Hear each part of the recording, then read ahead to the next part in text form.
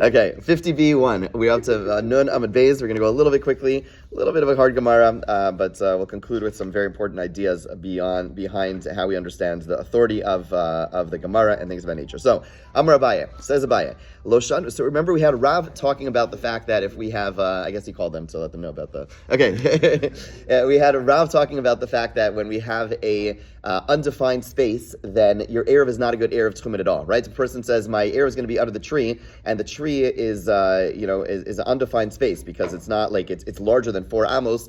We saw Rav said, you have no Erev, you just have to stay where you are, right? Remember when the guy's walking towards the city, and the person knows there's a tree ahead, and he says, or doesn't know exact, and the person has like some basic vague idea, and Rav says if you defined it by this tree, but you have a vague idea, the tree's larger, you didn't say the tree trunk, you just said the tree in general, then you have no error because you have to have a defined place. That was the idea behind Rav. Rav said if you said the tree trunk, great, but if you said the tree and the tree is this large area, you have no error if you can't even go to the tree because you need to have a place that is misuyam, a defined place for your Erev. Good? So Amar Abaye, Abaye though qualifies this, limits Rav's ruling, and says, Lo shanu el be'ilan tachtav shtei masrei ama. It's only when the tree has more than 12 amos or more. Aval be'ilan she'ein tachtav shtei masrei ama, but if it's anything less than 12 amos, hari miktzas beis no nikar, then a portion of the person's residence is recognizable. So what that means is as follows. If you look at the picture, I'm not going to paint the right picture color right now, but basically the point is that if you have a tree that is less than 12 amos,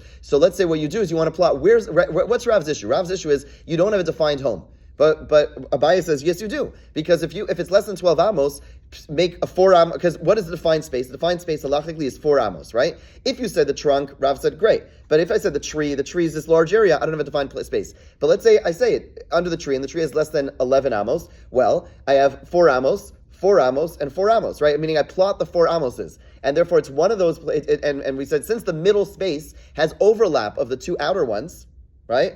You see the picture down there, right? I mean, very simply, right? 4 amos, 4 amos, 4 amos in a space of, let's say, 11 amos. By definition, there's going to be a half an amma on each side, which overlaps. So Abaye introduced this concept. He says, you don't have the whole home defined, but since there's overlap of at least part of your home, since it has to be in that space, there's overlap. By definition, you do have at least part of a home. Part of your home is recognizable, meaning part of your home is defined space, because you know at least that there's some overlap. There is the overlapping space within that 4 amos, and therefore Rav would agree in that space you do have a defined space. Question? You don't say that you have like a circle around it. There's a donut around it. There's a big thing. It's all connected. Right. The part that's under the leaves is all connected. It's one big space. So you're saying in general. Why does Rav hold in general that there's this issue? Why is that 4, 4, 4? It's 4 going in a circle and 4 in the middle. Wait, I'm not sure. Meaning, are you saying because it's a tree, it's defined? It's under a tree, it's like it's fenced in. Is that what you're saying? Or yeah. So I think Rav would say that unless it's actually a fenced-in space, just the tree. Again, if it's not a willow tree, Rav would say no, it's not a defined place. It's just too open-ended. It's just like a tree is not a defined. It's not a. We had that halacha of Shimon Gamliel when you had a walled-in space, but over here in a tree, right? It's not walled in, and therefore we would not define that as one particular space. It would still be where under this tree. Okay, so Maskal Rav Huna Breder Rav Yeshua. He says, what's going on here? Rav Huna, the son of Rav Yeshua, asks,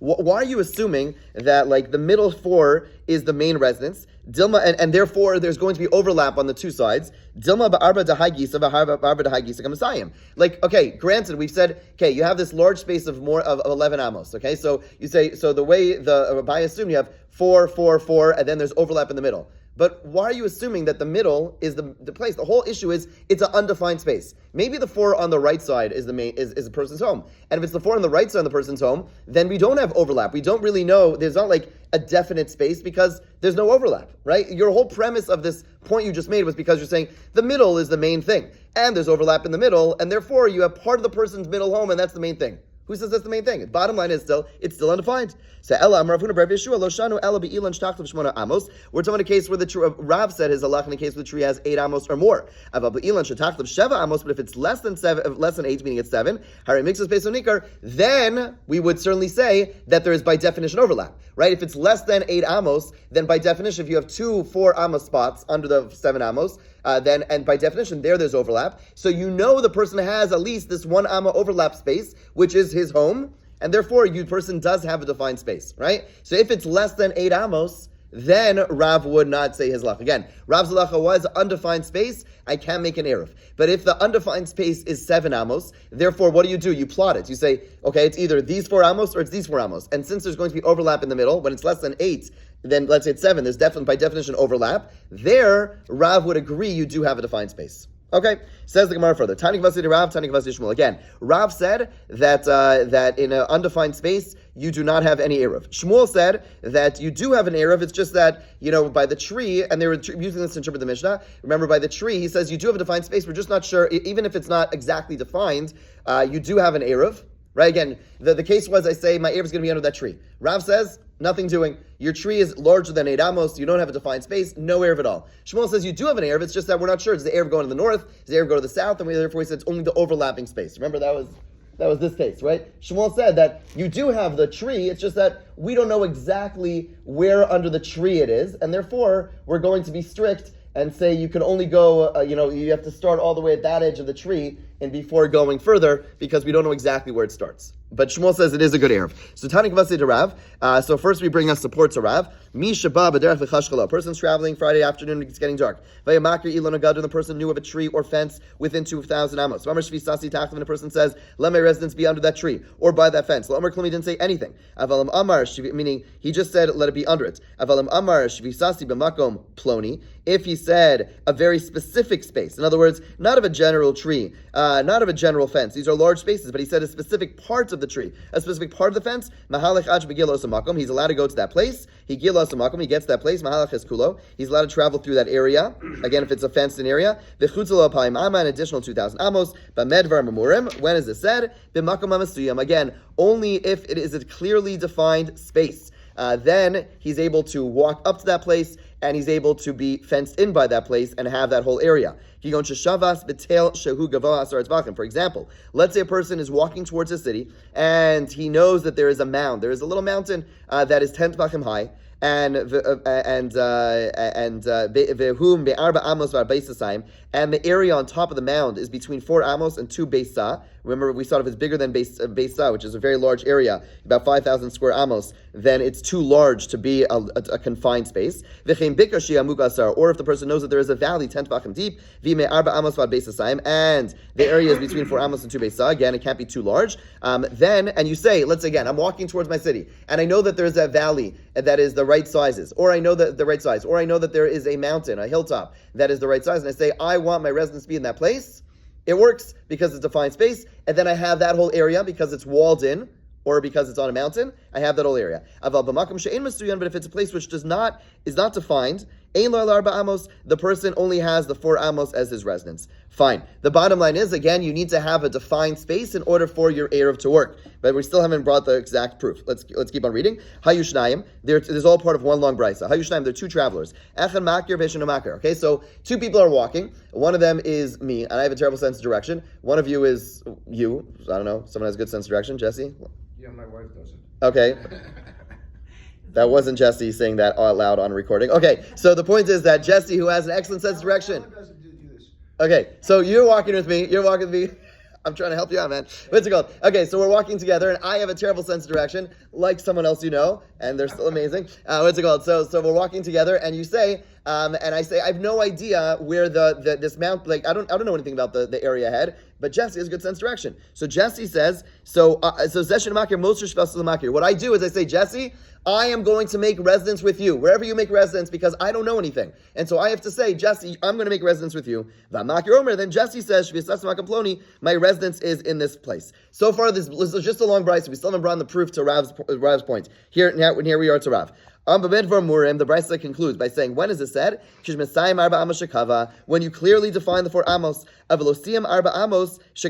if you did not clearly define the 4 amos you meant to establish as residence, you shouldn't move at all. Right? And that is Rav's idea. Rav says you need to have a defined place. If you don't have a defined place, then you cannot move. Remember, Shmuel said no. Shmuel says that even if it's not defined, all it means is that let's say you said my eruv is going to be in the fall around this tree, and this tree is 20 amos long. Shmuel would say no problem. You just have You know somewhere within those 20 amos is your residence. You certainly can walk there, but when you measure the next 2,000 amos, you're just not sure from where to measure it from. Shmuel did not need you to have an exactly defined place. Shmuel said it still works. It's just that we don't know exactly where it starts from, a la this thing, okay? Right? But you definitely have, right, again, this case, Shmuel says, my thing's under the tree. It's undefined where under the tree. Shmuel says, no problem, you have the tree. It's just that you have to measure the next 2,000 amos from the further part of this tree, and that will define how far you go. Rav says, no, if you said my resting is going to be on that tree, it's not good, because it's 8 amos. I don't know which one of the two sets of 4 amos, and therefore I don't have any residence whatsoever, right? So this brisa says exactly that. It says you have to have a defined space. If I said my resting's on that tree, it does not work. Support to Rav. Amalach Shmuel. Shmuel says no. This is not a disproof to me. This specific case is talking about where there is a distance from where the person's standing until the tree trunk of 2,004 amos. Okay, which we said 2,000 amos is the amount you're allowed to go. 4 amos is the bonus, so you get, if you recall from Rabbi Eliezer, right? You have 2,000 amos, then you have the place of your residence. So really you have 2,004 amos. Okay, so if you say the person's residence on the opposite side of the tree, it's already outside the tchum. Therefore, if the person clearly defined his residence in the right place, then it works. If not, he can't go. What this means is as follows. Let's say the guy goes ahead, okay, and he says, my resting is going to be 2,000 amos. Good. So basically, the person has 2,000 amos. This is exactly the case, actually.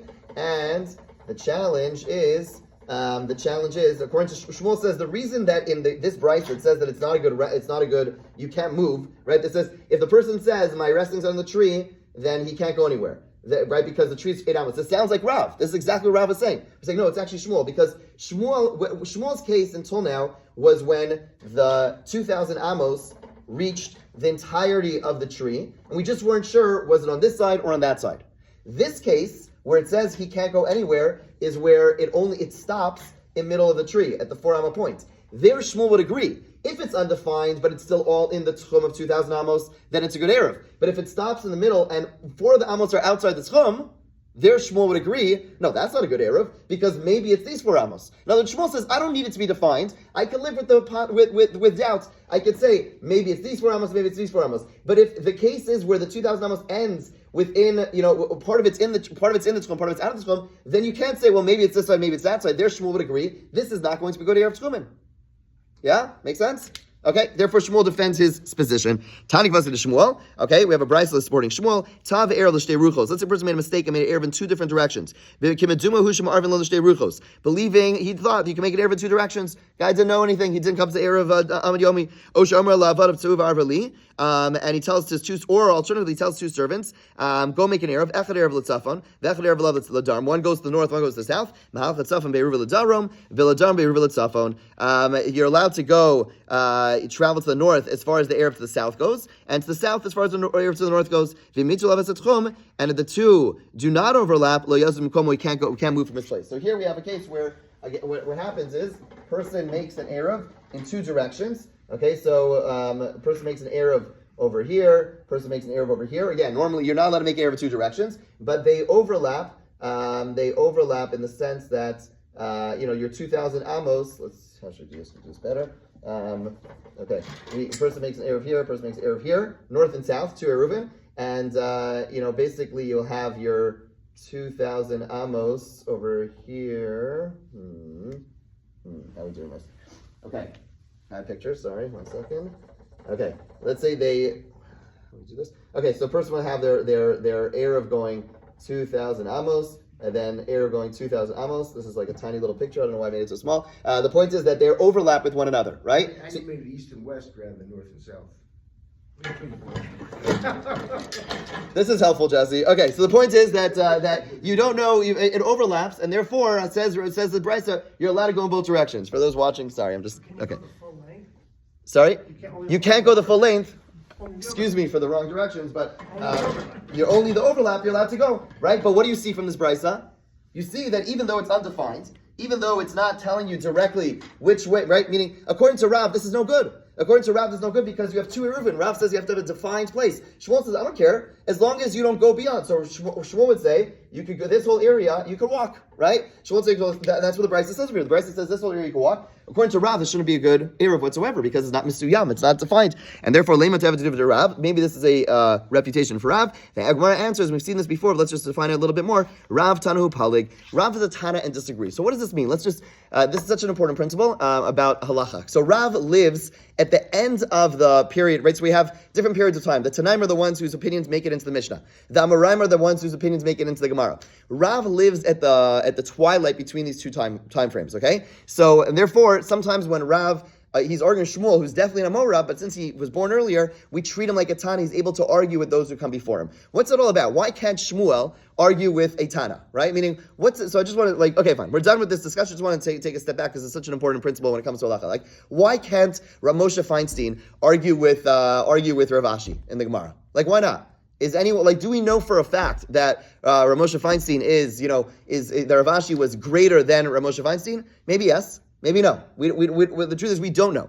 Why can't Rav Moshe Feinstein argue with, the Rashba, the Rambam, which he does not do? Why does he only argue with those of his more or less contemporaries? So the basic idea is as follows. The basic idea is that the way Jewish law works, we live in an imperfect world. God willing, we'll have a Sanhedrin one day, and then things will be different. But absent the Sanhedrin, what we do is we have more or less an agreement of sorts that at each different era, we accept the rulings and we don't argue with that before it. And what that allows for is some sense of stability, some sense of unity almost. Because basically what happens is when the Mishnah was finished, we said, okay, no one's allowed to argue with the opinions of the Mishnah. You could pick between the different opinions in the Mishnah, but we're not going to argue with the opinions of the Mishnah. We accept that. That was accepted universally, right? And the same thing happened at the time when the Gemara was finished. This was accepted universally as the canon. This was accepted, and therefore you could pick between the views of the Gemara, but no one's allowed to argue the Gemara. Is it that the fact that the Gemara is greater by definition? Maybe, but that's not even it. It's the fact that there was consensus. It's like our constitution, right? Does anyone tell you that again would anyone tell you that it's just like this is what we accepted? This is what we accepted. We don't have the mechanism to undo it. I mean, we technically do, but we generally speaking don't have the mechanism to undo it, and therefore it becomes law. So someone come along later and say, well, they were wrong, they were misogynist, they were this, they were that, they were influenced by. It doesn't matter. As a society, the same way you could say that about the Constitution, they lived in a different society, blah blah blah. It doesn't matter. The point is that in order to have a healthy and functional society, we needed to have cutoff point. There were points where there was broad consensus. And really the only two major times we had this was at the end of the times of the Mishnah, at the end of the times of the Gemara. They were accepted universally, and therefore we do not argue. And if someone comes along later and says, well, I have a better opinion, well, this opinion is biased, whatever, it doesn't matter. The point is, we the people, have accepted it as our ruling, and therefore, even if someone comes along and pokes as many holes as they want, it doesn't undo the ruling